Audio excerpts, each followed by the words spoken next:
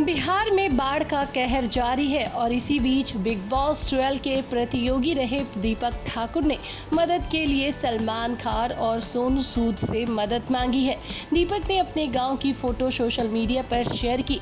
दीपक ने photo share करते हुए लिखा, हमारे गांव अथर मुजफ्फरपुर बिहार के लोग बाढ़ से बेहाल है।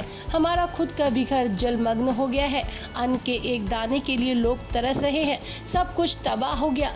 हम अकेले कुछ नहीं कर पाएंगे। जनता से बड़ा कोई नहीं, तो मैं मदद के लिए आपसे गुहार लगाई है। प्लीज सब लोग मिलकर सहयोग करें।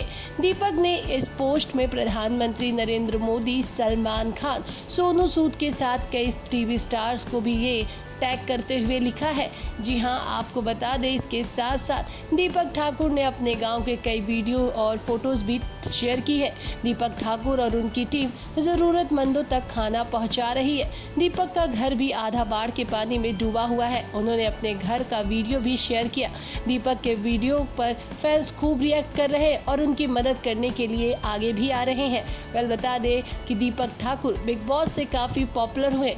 जी हाँ, इस सीजन में दीपक ठाकुर के अलावा जसलीन माथुर, भजन सम्राट अनूप जलोटा और दीपिका कक्कड़ जैसे बड़े स्टार मौजूद थे।